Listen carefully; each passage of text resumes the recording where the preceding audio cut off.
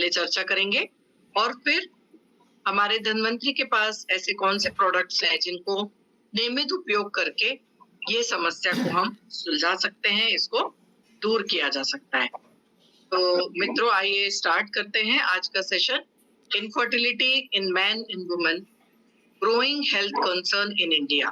बांझपन पुरुषों में और महिलाओं में एक बहुत बड़ा स्वास्थ्य का एक कंसर्न बढ़ते जा रहा है, बांझपन, और उसका सॉल्यूशन क्या है धन्वंतरी के प्रोडक्ट के साथ आइए देखते हैं।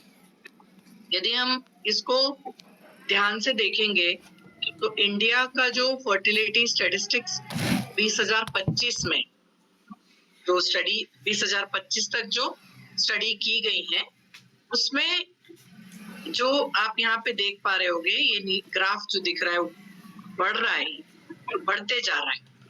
उसके बहुत सारे कारण लिखे हुए हैं यहाँ पे। उन सबके कारण ही यह परिस्थिति बढ़ती जा रही है। अनहेल्दी ईटिंग हैबिट्स इसमें सबसे ज्यादा इम्पोर्टेंट है। अनहेल्दी ईटिंग हैबिट्स, हम जो बार बार हम हर लेक्चर में, ये आपको ध्यान आ रहा होगा कि बार बार हम इस बात पे ज्यादा जोर देते हैं कि अनहेल्दी ईटिंग हैबिट्स जो है हमारी आजकल जो बढ़ गई, उनके कारण हमारा पूरा शरीर में जो है वो फ्री रेडिकल्स बढ़ गए हैं, टॉक्सिन्स बढ़ गए हैं, जिसके कारण फिर दूसरी और समस्याएं होने लगती हैं। तो इनफर्टिलिटी यानी कि जो बांझपन है, उसमें भी सबसे इम्पोर्टेंट कारण यही निकल के आता है। तो जैसे आप सभी को पता है, परिवार को पूरा करने का सपना हर दंपति का होता है। विवाह के बाद 3-4 साल बाद सभी को लगता है कि हमारे घर में एक नन्हा मुन्ना आ जाए, और यदि बार बार प्रयास करने के बाद भी गर्भधारण नहीं होता, उस स्थिति को बांझपन कहते हैं, उस स्थिति को इनफर्टिलिटी कहते हैं। तो रिसर्च के अनुसार इसमें बहुत अलग अलग तरह के आंकड़े हमें देखने को मिलते हैं। कई पेपर्स में 6 में से 1 कपल इस समस्या से जूझ रहा है, कोई किसी पेपर्स में बोलते हैं 4 में से 1 कपल इस समस्या से जूझ रहा है। तो ये समस्या तो है और ये बढ़ती जा रही है। ठीक है, तो 2025 तक और उसके बाद अभी 26 चल रहा है, इनफर्टिलिटी के बहुत सारे कॉजेस ढूंढे गए, बहुत सारे उसके ट्रीटमेंट ढूंढे गए, और रिप्रोडक्टिव एज यानी कि 40 साल तक हम मान सकते हैं, ज्यादा आगे भी नहीं जा सकते, क्योंकि 35 से 40 साल में फिर प्रॉब्लम आने लगते हैं।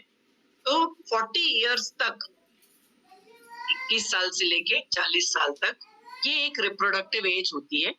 और यहाँ पे ही भारत में बहुत सारे कपल्स हैं, 4 में से 1 कपल, मतलब 4 दंपतियों में से हर एक दंपति, यानी कि 100 में से 25। तो ये समस्या देखिए कितनी गंभीर है। 25% दंपति इस समस्या से जूझ रहे हैं। और हमें आगे का भी यदि हम सोचेंगे तो अभी तो हमें क्या लगता है कि हमारे देश में पॉपुलेशन बहुत ज्यादा है, इज अवर ओनली प्रॉब्लम।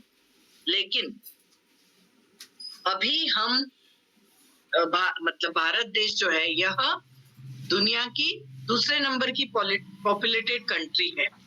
लेकिन यदि इस दर से यदि फर्टिलिटी बढ़ती रही, इनफर्टिलिटी रही, बांझपन ये रहता गया, तो फिर हम बहुत जल्दी दूसरी कंट्री जैसे कि जर्मनी और जापान जैसे बन जाएंगे, जहां पे पॉपुलेशन बहुत कम हो गई है। तो ये अभी हमारे सामने क्या समस्या है? Over population. समस्या इनफर्टिलिटी की दिखती नहीं है, क्योंकि उसके बारे में ज्यादा बात नहीं होती, और यह समस्या बढ़ते बढ़ते इतनी बढ़ने वाली है कि हम उस कंट्री के समान हो जाएंगे जहां पे पॉपुलेशन बहुत कम है। तो यह एक समस्या है और उसकी तरफ हमें ध्यान देना चाहिए। क्यों बढ़ रहा है? मोस्टली देखा गया है कि लाइफ टाइम इनफर्टिलिटी जो है, बहुत ज्यादा इसमें स्ट्रगल करते हैं लोग, और लगभग 22 से 33 मिलियन, यानी 2.2 से 3.3 करोड़ लोगों को यह प्रॉब्लम है। 40% केसेस जो हैं, यह प्रॉब्लम महिलाओं के कारण होते हैं, और बाकी जो प्रॉब्लम है, मतलब इसमें ऐसा नहीं है कि सिर्फ महिलाएं ही जिम्मेदार, महिलाओं को के प्रॉब्लम के कारण ही बांझपन है, बिल्कुल भी ऐसा नहीं है। बहुत सारे कारण, लगभग 30 से 40% यह पुरुषों के कारण भी होता है। बहुत सरप्राइजिंग है यह कि मेल इनफर्टिलिटी हमारे देश में बढ़ती जा रही है।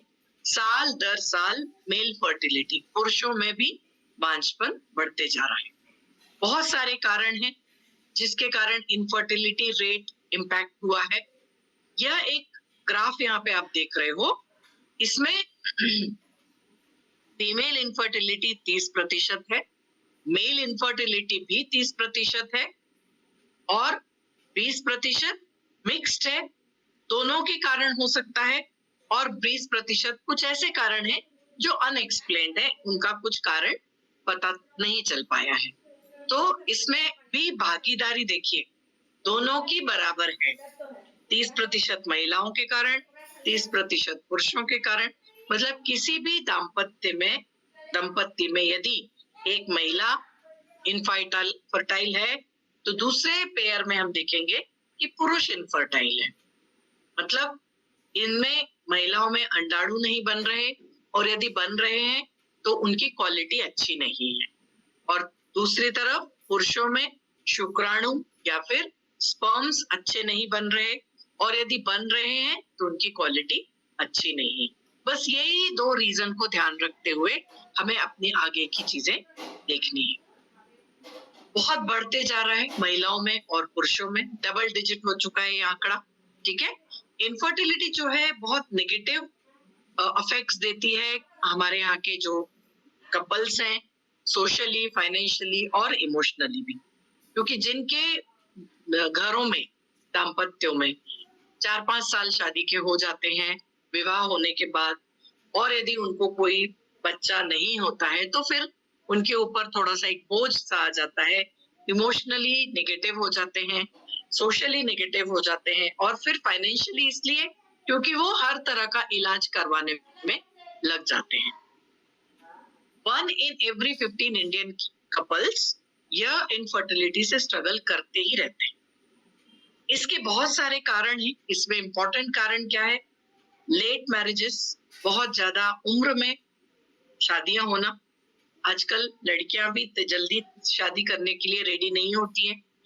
फिर डिमांडिंग लाइफस्टाइल की जो डिमांड है आजकल, बहुत ज्यादा अपने ऊपर पैसा खर्च करना।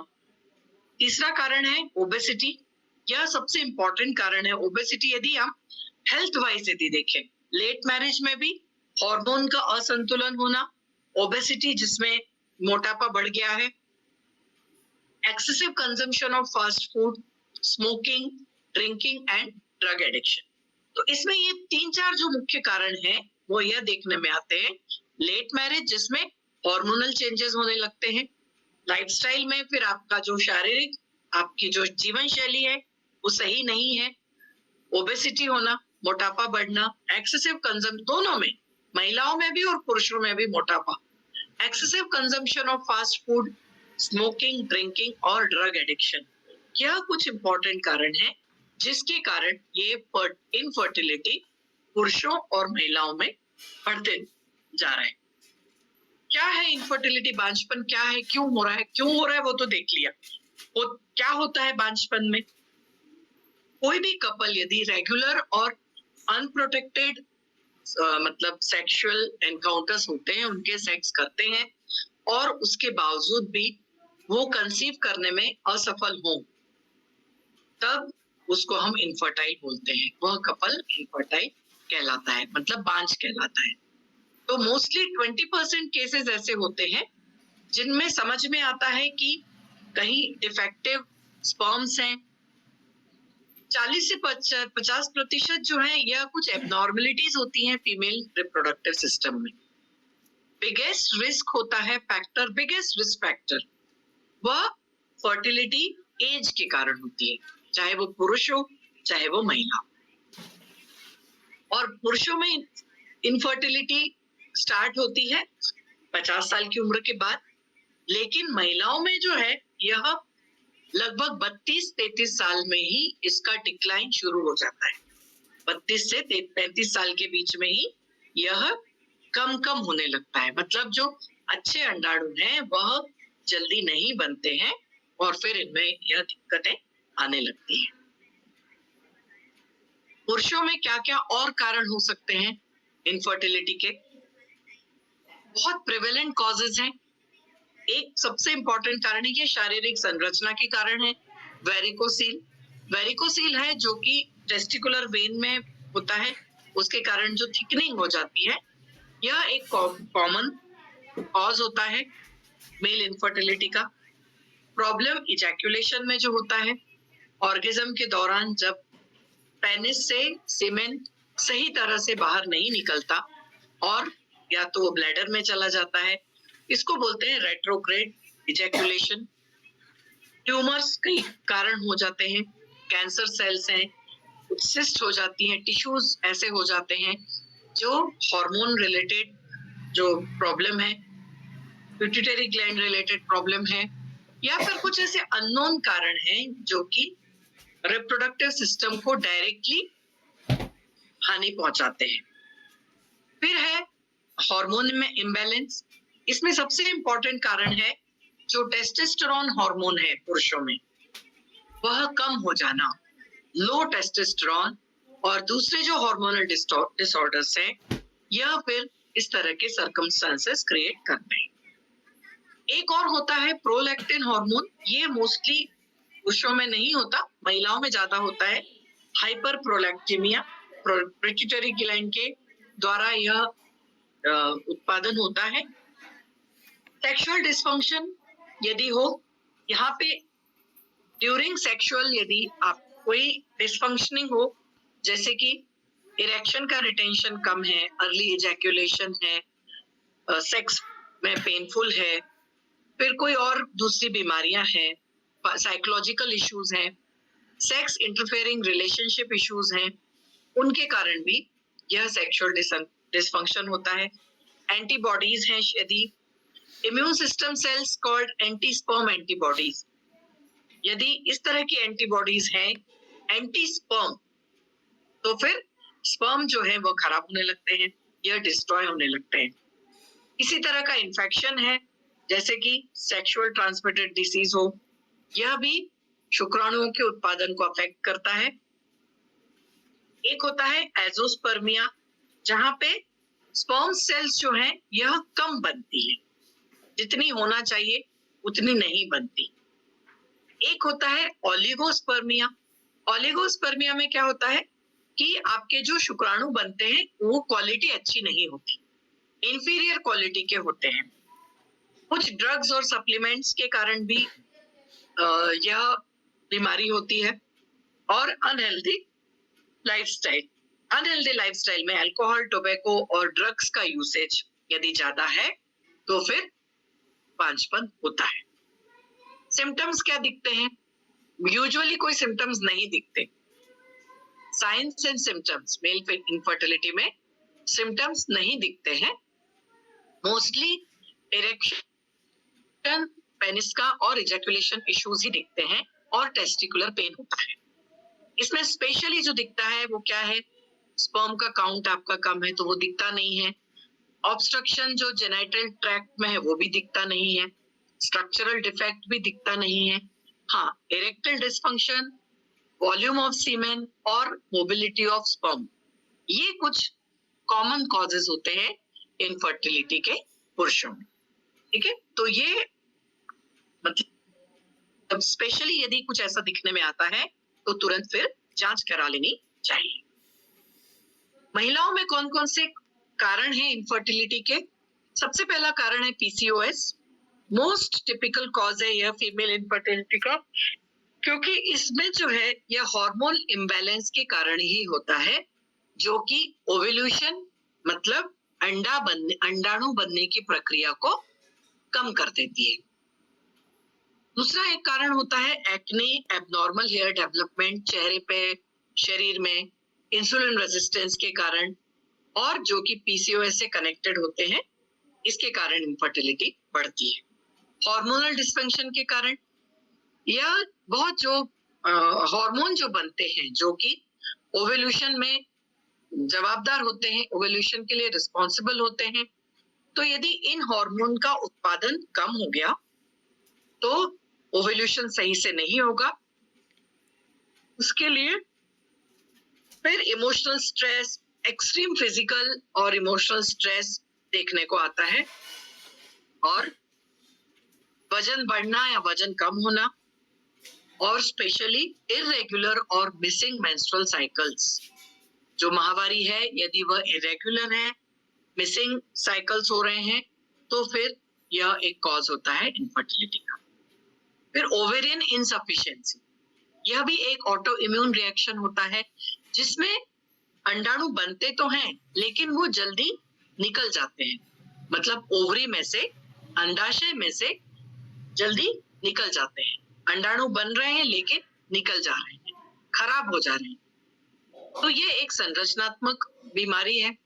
रूट ऑफ इनफर्टिलिटी, इसमें या तो अंडाणु बनते नहीं है, और यदि ईस्ट्रोजन हार्मोन यदि कम हो गया, 40 साल की उम्र के अंदर भी यदि यह कम रहता है, 40 साल की उम्र के बाद तो ईस्ट्रोजन कम होता ही है, लेकिन यदि ईस्ट्रोजन 40 के पहले भी यदि कम है तो फिर भी यह अंडाणुओं की इनसफिशिएंसी होती है, यह बनते नहीं है।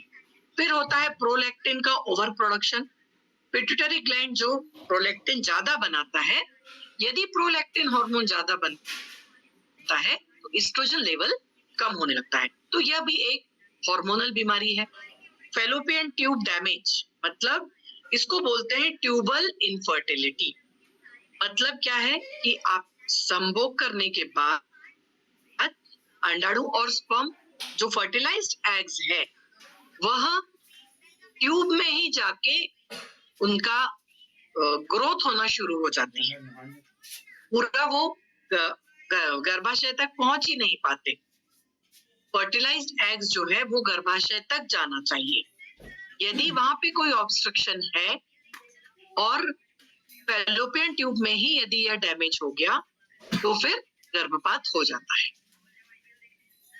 एंडोमेट्रियोसिस, इसमें भी जो फर्टिलाइज्ड एग डैमेज यदि यूटेराइन लाइनिंग में भी हो गया तो भी वह गर्भाशय तक नहीं पहुंच पाता है, इसको हम एंडोमेट्रियोसिस बोलते हैं। तो ये कुछ संरचनात्मक बीमारियां जो कि फर्टिलिटी को बहुत इम्पैक्ट करती है। Causes of from the uterus and cervical region, इसमें बहुत सारी तरह के पॉलिप्स हो जाना, ट्यूमर्स हो जाना, जो कि फैलोपियन ट्यूब को ब्लॉक करते हैं। उधर फिर जो गर्भाशय में जो अंडाणु और स्पर्म से जो एग बना है, फर्टिलाइज्ड एग बना है, वह गर्भाशय तक नहीं पहुंच पाता है और वहां पे वही डैमेज हो जाता है। तो ये कुछ कारण होते हैं जहाँ पे संरचना इंपॉर्टेंट है। ऑब्स्टिकल्स है, मतलब प्रेगनेंसी में यूटेराइन एनोमलीज होती है जो कि बर्थ के समय ही यह शुरू हो जाती है। तो यह कुछ तो कारण है संरचनात्मक, कुछ कारण है लाइफस्टाइल संबंधी। तो संरचनात्मक यदि कुछ कारण है उनका इलाज किया जा सकता है, और लाइफस्टाइल से संबंधी कोई यदि कारण है तो उनके लिए हमारे पास फिर हमारे प्रोडक्ट्स हैं। तो यह वे अलग अलग कारण होते हैं महिलाओं में पांचपन के लिए। ये देखिए सर्वाइकल इश्यूज हैं कुछ, फैलोपियन ट्यूब, ये जो फैलोपियन ट्यूब होती है वहां पे यदि कुछ प्रॉब्लम है जहां से ये हमारी अंडाशय है, अंडाशय में से गर्भाशय तक फर्टिलाइज्ड एग पहुंच ही नहीं पाता है। फिर हार्मोनल इश्यूज होते हैं, यूटेराइन डिफिकल्टी होती है, और नंबर और क्वालिटी, जो अंडाणु है का नंबर और उनकी क्वालिटी यदि खराब रहे तो फिर यह कारण बनते हैं महिलाओं के पांचपन के। अब इसमें क्या होता है कि ये कुछ स्टैटिस्टिक्स हैं कि कैसे होता है, क्यों होता है ना। 15% कपल होते हैं वर्ल्ड वाइड जो कि इनफर्टाइल हैं।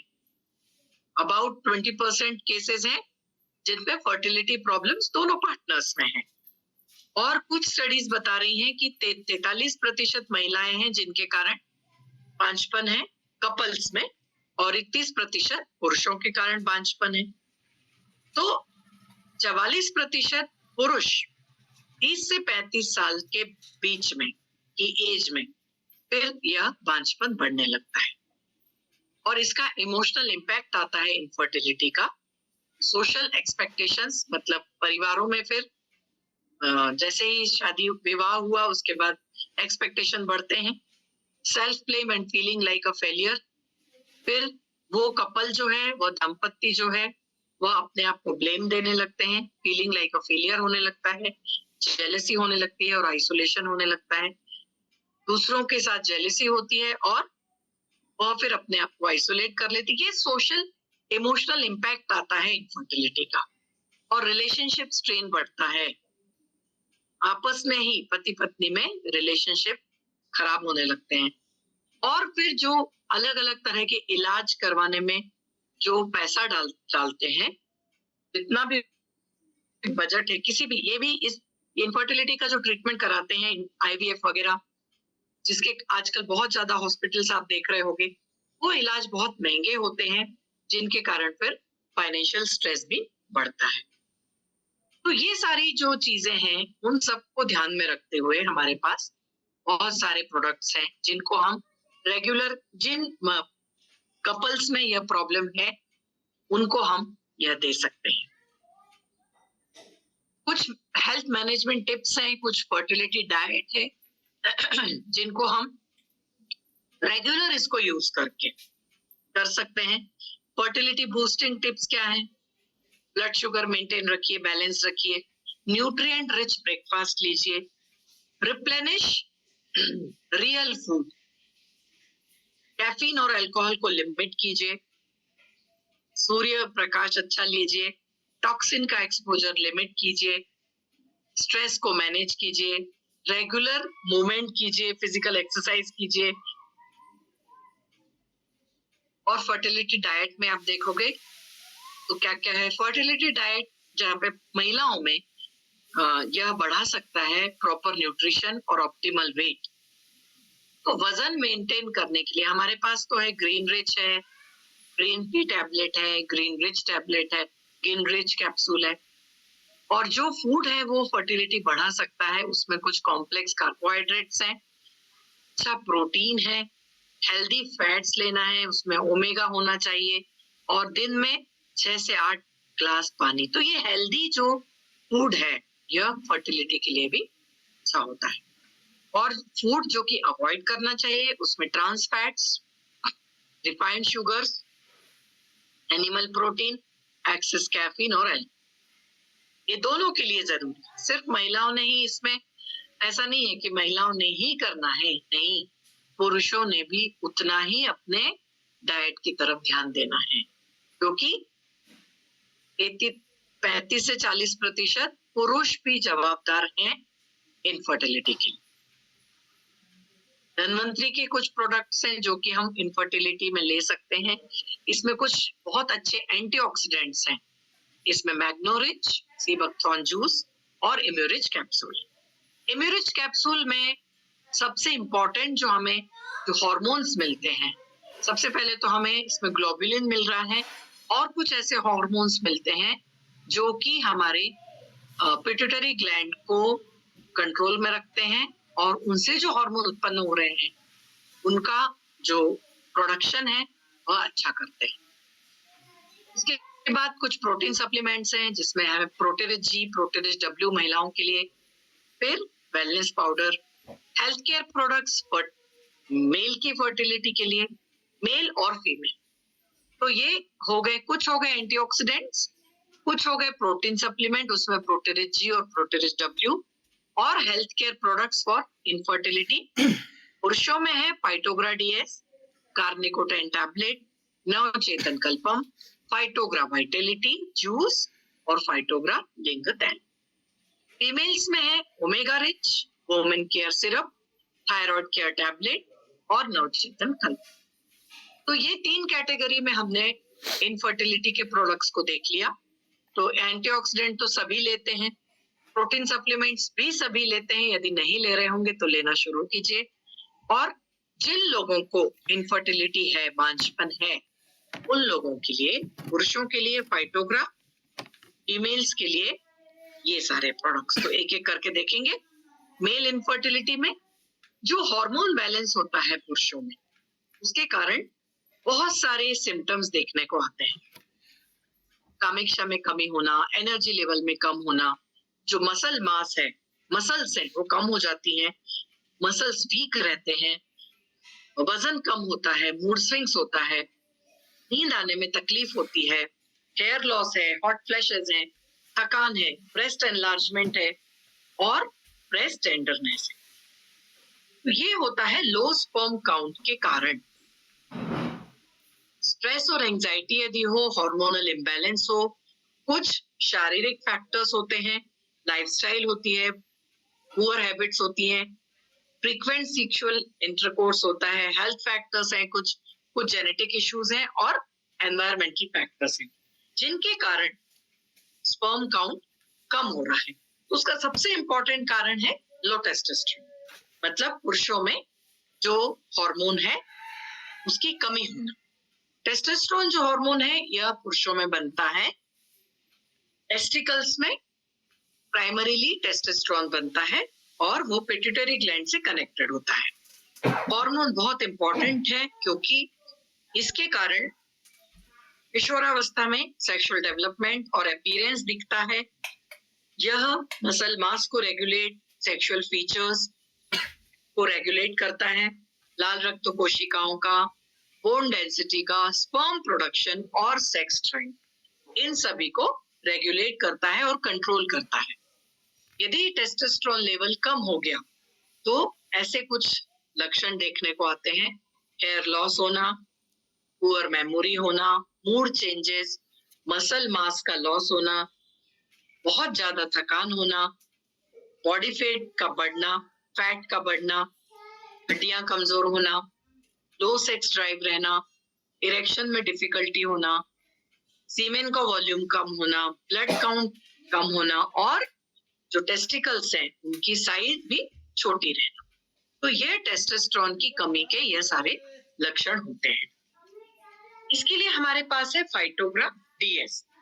फाइटोग्रा डीएस में कुछ ऐसी औषधियां, जड़ी बूटी औषधियां हमने इसमें ऐड की है। उसमें है अश्वगंधा, कवच बीज, सफेद मूसली, माका एक्सट्रैक्ट, अकारकारा एक्सट्रैक्ट, प्रियांगू और केशर। तो यह सारी औषधियां संपूर्ण तरह से मिलके टेस्टोस्टेरोन लेवल को बढ़ाती हैं और उसको मेंटेन रखती हैं। प्रोग्रेसिव मोटिलिटी स्पर्म्स की बढ़ाती है, स्पर्मेटोजेनेसिस को बढ़ाती है, मतलब शुक्राणुओं के प्रोडक्शन को बढ़ाती है, सेक्सुअल डिजायर को नॉर्मल रखती है, normalise reflexogenic and psychogenic erection, मतलब यदि पेनिस के इरेक्शन में कोई प्रॉब्लम है तो उसको नॉर्मलाइज करके रिफ्लेक्सेस उसके सही करते हैं।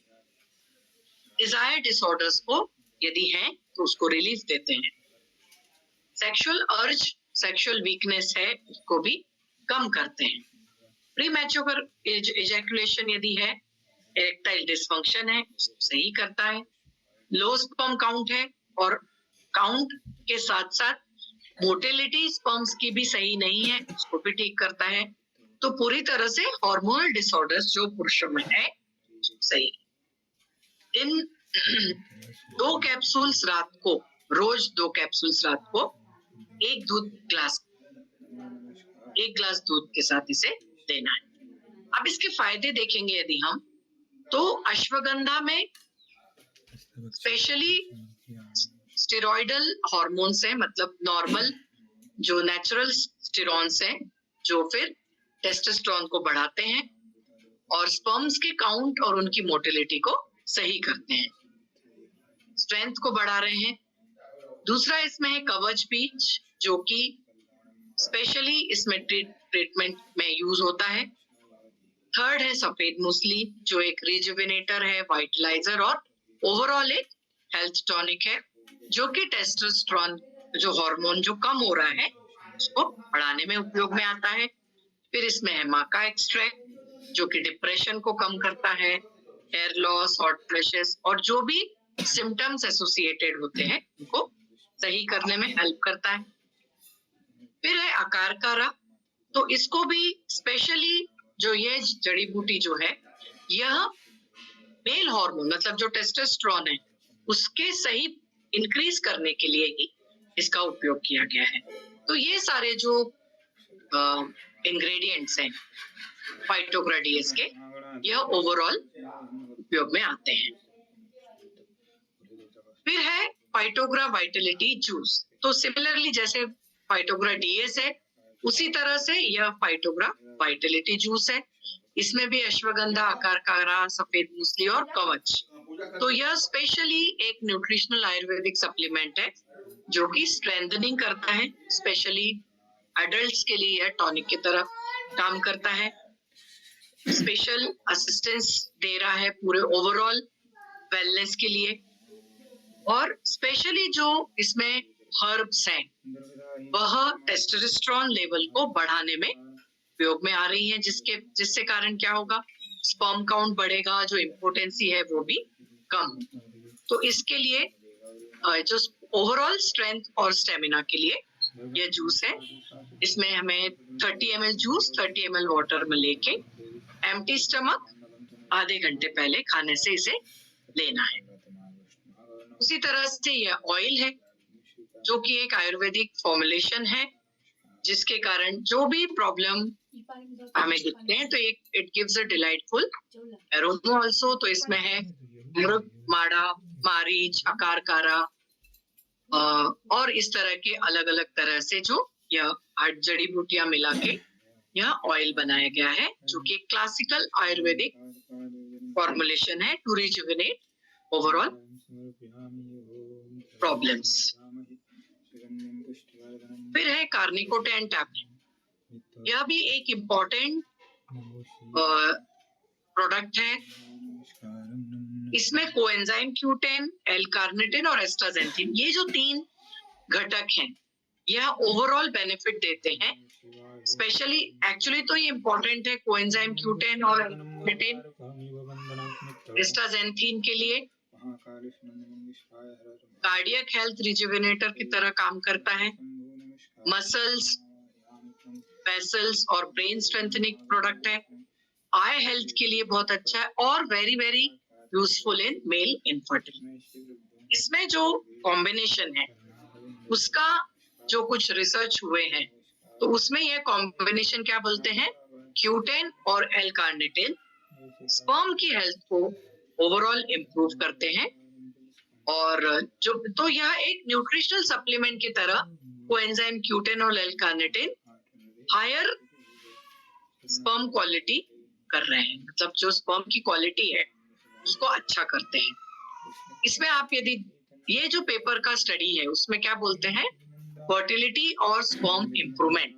तो जो भी प्रॉब्लम है शुक्राणुओं में, जैसे कि स्पर्म का फंक्शनिंग, वेलोसिटी, क्वालिटी, मोटेलिटी और तो इस तरह से जो भी प्रॉब्लम्स शुक्राणुओं में होते हैं उन सारे प्रॉब्लम्स को ठीक करने के लिए इनका कॉम्बिनेशन कोएंजाइम Q10 और L-कार्निटिन का कॉम्बिनेशन शुक्राणुओं की हेल्थ को इम्प्रूव करता है।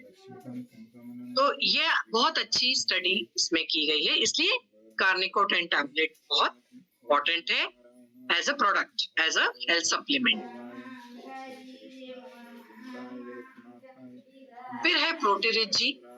प्रोटीरिच जी में आप देखेंगे तो यह एक प्रोटीन सप्लीमेंट है। पहले जैसे हमने देखे कि बहुत सारे ऐसे प्रोडक्ट हैं जो कि हमें प्रोटीन के जो कमी हो जाती है उसके कारण भी जो प्रॉब्लम्स होते हैं, तो प्रोटीरिच जी एक ऐसा प्रोडक्ट है। इसमें राजशिंबी, गोप्यूज, शतावरी, ग्लाइसिन, तो 100% वेजिटेरियन प्रोटीन सोर्स है। Try blend of soya, shatavari, glycine का, और इसमें गोप्यूज भी है।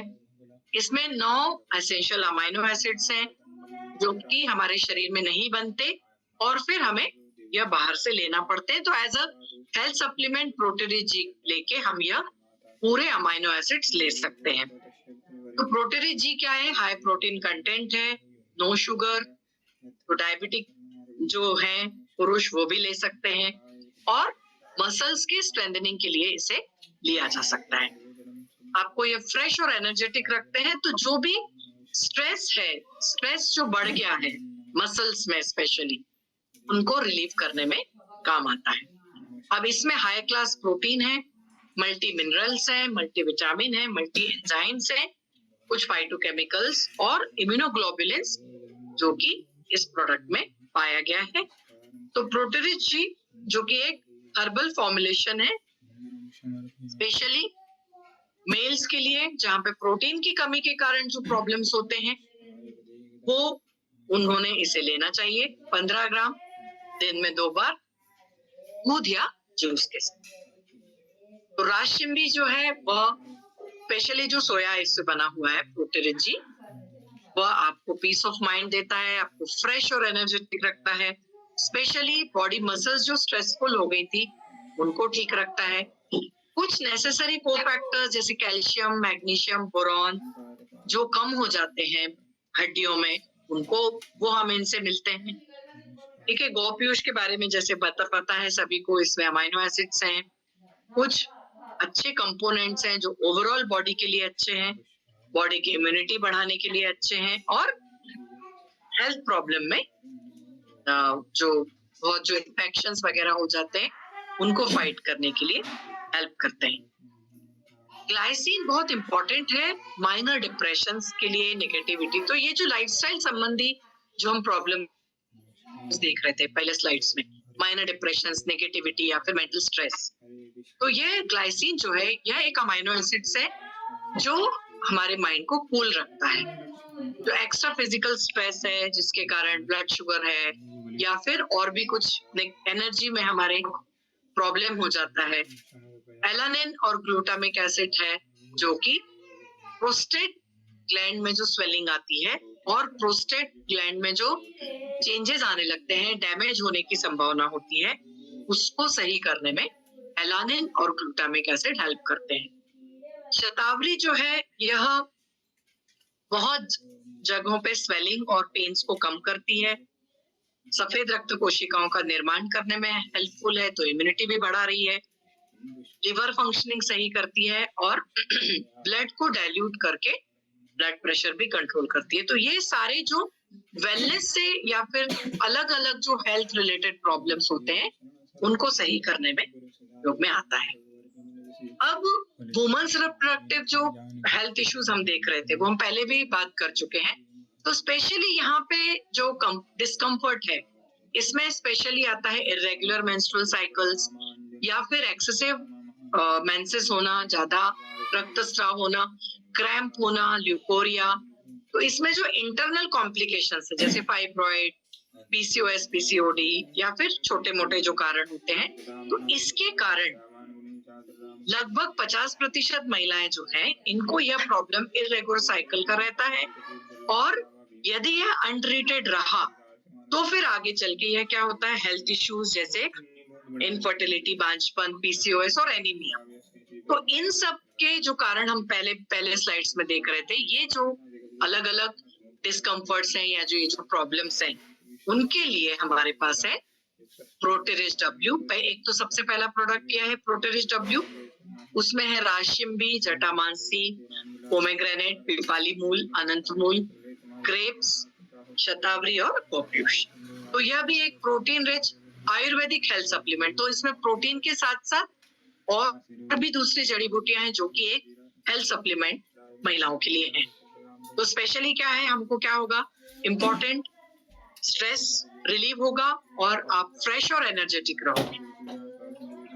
महिलाओं के लिए मैसिवली हर उम्र में प्रोटीन की आवश्यकता होती है, किशोरावस्था हो, प्रेगनेंसी हो, मेनोपॉज हो, रजनोवृत्ति हो या फिर ओल्ड एज, हर उम्र में प्रोटीन की मैसिवली रिक्वायरमेंट होती है, मसल्स के लिए, हड्डियों के लिए, सभी चीजों की। उसके लिए हमारे पास है प्रोटेरिज डब्ल्यू। उसका जो डोज है वह एज के अकॉर्डिंगली डिसाइड कर सकते हैं, अदरवाइज 15 ग्राम प्रोटीन मतलब उसमें जो चम्मच है वो दिन में 2 बार एक ग्लास दूध या फिर जूस के साथ इसे ले सकते हैं। अब इसके जो इंग्रेडिएंट्स हैं वो है जटामांसी, पोमेग्रेनेट और पिपाली मूल। जटामांसी जो है यह बहुत हेल्पफुल होता है मेनोपॉज के समय। पोमेग्रेनेट है, इसमें विटामिन सी, पोटेशियम और पॉलीफिनॉल्स हैं, बहुत इंपॉर्टेंट है एज एन एंटीऑक्सीडेंट और ब्रेस्ट कैंसर और सर्वाइकल कैंसर को प्रिवेंशन के लिए। बहुत इफेक्टिव है स्लीपिंग प्रॉब्लम के लिए पिपाली मूल। और राजशिंबी जो पीस ऑफ माइंड दे रहा है, फ्रेश एनर्जेटिक रख रहा है। कैल्शियम, मैग्नीशियम, बोरॉन इसमें पाए जाते हैं जो कि हड्डियों के लिए ज्यादा जरूरी होते हैं। और इसके जो दूसरे बेनिफिट्स हैं वेट लॉस के लिए, तो जो एक कारण हम देख रहे थे ओबेसिटी का, तो उससे भी यह लेके भी हम वेट मैनेजमेंट कर सकते हैं और दूसरी समस्याएं हैं उसे भी हम समाधान कर सकते हैं। ग्रेप्स इसमें है, तो ग्रेप्स में आप यदि देखेंगे मतलब द्राक्ष, तो इसका पाउडर इसमें लिया गया है। इसमें vitamin A, C, B6, folate vitamin पाए जाते हैं। इसमें दूसरे जो मिनरल्स यानी खनिज तत्व हैं वो है पोटेशियम, कैल्शियम, आयरन और फास्फोरस, मैग्नीशियम, सोडियम इत्यादि। इसके अलावा इसमें एंटीऑक्सीडेंट्स हैं। एंटीऑक्सीडेंट जो हमें सबसे ज्यादा जरूरी है। फिर है शतावरी। शतावरी बहुत इंपॉर्टेंट है महिलाओं के रिप्रोडक्टिव हेल्थ के लिए। सारी अवस्थाओं में, किशोरावस्था हो, प्रेगनेंसी हो या फिर इवन आफ्टर प्रेगनेंसी, हर उम्र में शतावरी इंपॉर्टेंट है। स्पेशली प्रेगनेंसी में ब्रेस्ट मिल्क में जो महिलाएं दूध पिला रही हैं बच्चों को, तो ब्रेस्ट मिल्क में यह जो हार्मोन का उत्पादन अच्छा करती है लैक्टिन का, तो जिससे दूध की क्वांटिटी अच्छी बनती है। फिर है गोप्यूष। इसमें भी कुछ रिक्वायर्ड अमाइनो एसिड्स हैं, इम्यूनोग्लोबुलिन्स हैं, ग्रोथ फैक्टर्स। देखिए ग्रोथ फैक्टर्स बहुत इंपॉर्टेंट है। और गोप्यूष जो है ये हमारे शरीर की इम्यूनिटी को बढ़ाता है। और अंत में आप देखोगे अनंत मूल, यह भी बहुत इंपॉर्टेंट है रिप्रोडक्टिव ऑर्गन्स के लिए, स्पेशली फर्टिलिटी इश्यूज के ट्रीटमेंट के लिए। फर्टिलिटी इश्यूज जो हम पहले स्लाइड्स में बात कर रहे थे, बांझपन क्यों हो रहा है, क्या क्या कारण हो सकते हैं, और रिकरेंट मिसकैरेजेस मतलब जिन महिलाओं को बार बार गर्भपात होता है, मेनोपॉजल सिम्टम्स आते हैं, इरेगुलर साइकिल्स होते हैं जिनके कारण बांझपन होता है, पीसीओएस या पीसीओडी जो हो सकता है, उसके लिए अनंत मूल एक बहुत अच्छी औषधि है जो हमारे प्रोटेरिस डब्ल्यू में मिलाई गई है। तो यह सारे बेनिफिट्स हमें प्रोटेरिस डब्ल्यू से मिलते हैं। फिर है thyroid gland malfunction. Thyroid gland बहुत ज्यादा संबंधित है स्पेशली महिलाओं के रिप्रोडक्टिव हेल्थ इश्यूज से लेके, क्योंकि यदि थायराइड ग्लैंड आपकी सही नहीं है तो बहुत सारे दूसरे सेक्सुअल प्रॉब्लम होते हैं। इसमें abnormality in development, irregular menstrual cycle, infertility और प्रीमैच्योर मेनोपॉज। तो ये क्यों हो रहा है? क्योंकि थायराइड ग्लैंड सही से काम नहीं करती। तो थायराइड ग्लैंड में स्पेशली हाइपोथायराइडिज्म, इसमें मेंस्ट्रुअल ब्लीडिंग बहुत ज्यादा होती है। बहुत सारी स्टडीज ने बताया कि लगभग मेंस्ट्रुअल इरेगुलरिटीज जो है यह 27 से 72% यह बढ़ जाती है यदि हाइपोथायराइडिज्म रहे। या फिर दूसरी एक बीमारी होती है ओलिगोमेनोरिया। इसमें भी इरेगुलर और इनकंसिस्टेंट मेंस्ट्रुअल ब्लड फ्लो होता है। यह भी एबनॉर्मल है जिसके कारण इनफर्टिलिटी हो सकती है। और abnormal uterine bleeding, continuously blood loss होता है। तो ये जितनी भी मेंस्ट्रुअल इरेगुलरिटीज होती हैं, यह या तो हाइपो या फिर हाइपोथायराइडिज्म से कनेक्टेड होता है। तो यदि कोई भी प्रॉब्लम रहे इन जो भी हमने यहाँ पे बात की, इनमें से कोई भी संबंधित प्रॉब्लम यदि रहता है तो सिर्फ एस्ट्रोजन प्रोजेस्टेरोन ही नहीं, थायराइड ग्लैंड को भी चेक कराना चाहिए। तो थायराइड ग्लैंड में यदि आपको लगता है कि आपकी थायराइड ग्लैंड सही से काम नहीं कर रही है तो फिर हमारे पास है थायराइड केयर टैबलेट। तो थायराइड केयर टैबलेट में जो भी प्रॉब्लम्स हम देखते हैं स्पेशली इनफर्टिलिटी को लेके, तो यह रेगुलेट करने में उपयोग में आता है। इसमें गुगुल, कचनार, वरुण छाल, दारू हळद, गिलॉय, नीम, त्रिकटु, पुनर्नवा, ब्लैक पेपर और अश्वगंधा। तो स्पेशल ये कहाँ पे उपयोग में आ रहा है? थायराइड हार्मोन लेवल को बैलेंस करने के लिए। तो जहां जहां पे थायराइड इम्बैलेंस के कारण इनफर्टिलिटी में प्रॉब्लम मतलब फर्टिलिटी में प्रॉब्लम आया है, दोनों में भी, तो थायराइड केयर टैबलेट लेना चाहिए। फिर है वुमन केयर सिरप, जैसे प्रोटेरिस डब्ल्यू है उसी तरह से वुमन केयर सिरप है। वुमन केयर सिरप में भी स्पेशल न्यूट्रिशनल आयुर्वेदिक सप्लीमेंट है, पूरी जो ओवरऑल हेल्थ है उसकी जरूरतों के लिए। इसमें अशोक तवक है, आंवला है, सौंठ, लोद्र, गिलोय, कचनार, अजवाइन, शतावरी, मुश्तका, अश्वगंधा, इस तरह से। तो ये जितनी भी अलग अलग तरह की समस्याएं थी, हार्मोनल डिसऑर्डर्स रिलेटेड प्रॉब्लम्स हैं, या इरेगुलर माहवारी है, क्रैम्प को कम करना है, एब्डोमिनल स्वेलिंग है, मूड स्विंग्स है, मेंटल हेल्थ खराब है, और स्पेशली प्रीमेंस्ट्रुअल सिंड्रोम्स हैं, मेनोरिया और ल्यूकोरिया। तो इस तरह के जो प्रॉब्लम्स हैं जिनके कारण फिर फर्टिलिटी में अफेक्ट हो रहा है, वहां पे वुमन केयर सिरप लेना जरूरी है। तो 30 ml दूध 30 ml पानी के साथ लेके इसे हम ले सकते हैं। फिर ओमेगा रिच है। ओमेगा रिच इंपॉर्टेंट इसलिए है क्योंकि इसमें से हमें ओमेगा 3, ओमेगा 6 और ओमेगा 9 मिलते हैं, जो कि बेनिफिशियल है प्रेगनेंसी में और प्री मैच्योर बर्थ में जो रिस्क आती है उसके लिए यह जरूरी है लेना। और specially menstrual disorders, pre menstrual tension और जो क्रैम्प है, तो जहां जहां पे भी मेंस्ट्रुअल प्रॉब्लम है और फिर आगे जाके वह इनफर्टिलिटी बढ़ती है, क्योंकि यह प्रॉब्लम यदि ठीक नहीं हुआ तो आगे जाके इनफर्टिलिटी होने वाली है। तो फिर जहां जहां पे भी मेंस्ट्रुअल डिसऑर्डर्स दिखते हैं उधर पे ओमेगा रिच लेना जरूरी है। फिर है नवचेतन कल्पम।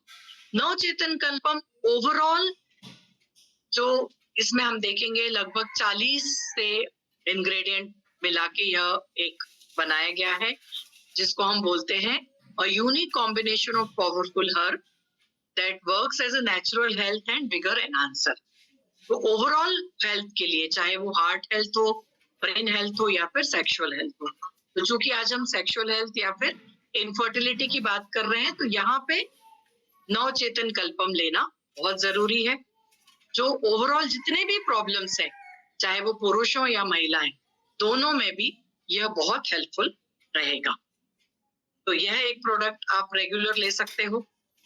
फिर है सीबकथॉर्न जूस। सीबकथॉर्न जूस इसलिए जरूरी है, यह तो रोज ही मतलब एक कंप्लीट न्यूट्रिएंट की तरह हमें मिलता है इससे, क्योंकि इसमें बहुत सारे विटामिन हैं, विटामिन सी, ई और बी कॉम्प्लेक्स, जो कि बहुत जरूरी है शरीर की ओवरऑल हेल्थ के लिए। बीटा कैरोटीन है और जिससे इम्यून फंक्शन अच्छा रहता है। Vitamin E, beta carotene. फिर एंटीऑक्सीडेंट प्रॉपर्टीज, इससे हमें नेचुरल एंटीऑक्सीडेंट मिलते हैं, कार्डियोवास्कुलर सपोर्ट दे रहा है और स्ट्रेस को कम करता है। तो स्ट्रेस जितना कम रहेगा, थकान जितनी कम रहेगी, आपकी मानसिक स्वास्थ्य उतना अच्छा बढ़ेगा। तो 30 ml जूस 30 ml पानी के साथ इसे रोज ले सकते हो। फिर है मैग्नोरिच जूस। इसमें भी बहुत सारे ऐसे कंटेंट्स हैं जो कि हमारी ओवरऑल इम्यून सिस्टम को बढ़ाते हैं। अच्छा हमें प्रोटीन और विटामिन मिनरल का सप्लाई मिलता है, नींद अच्छी होती है, स्किन टोन अच्छी रहती है और ब्रेन हेल्थ भी अच्छी रहती है। तो ओवरऑल हेल्थ अच्छी रखने के लिए मैग्नोरिच जूस है। तो ये सारे प्रोडक्ट्स जो हैं हेल्थ सप्लीमेंट्स, चाहे वो ओवरऑल हेल्थ हो या फिर सेक्सुअल हेल्थ हो, इनफर्टिलिटी के लिए हो, ये सारे प्रोडक्ट्स लेके जैसे फाइटोग्रा डीएस, फाइटोग्रा वाइटलिटी जूस या फिर ऑयल, यह पुरुषों के लिए प्रोटेरिच डब्ल्यू और महिलाओं के लिए प्रोटेरिच डब्ल्यू, देन फाइटोग्रा vitality juice, woman care juice और मैग्नोरिच और जो ये सीबकथॉर्न जूस है वो ओवरऑल लेके इसको हम जो इनफर्टिलिटी इश्यूज हैं, स्पेशली जो समस्याएं हैं, स्पर्म्स का काउंट टेस्टोस्टेरोन के कारण कम होना या फिर महिलाओं में एस्ट्रोजन प्रोडक्शन और प्रोजेस्टेरोन, ये जो हार्मोन की समस्याएं हैं जिसके कारण फिर ये समस्याएं बढ़ती जा रही हैं, उसको हम कंट्रोल में ला सकते हैं और ये जो इनफर्टिलिटी या बांझपन की समस्या है उसको हम कंट्रोल कर सकते हैं। तो ये आज का डिस्कशन था, ये आज का प्रेजेंटेशन था।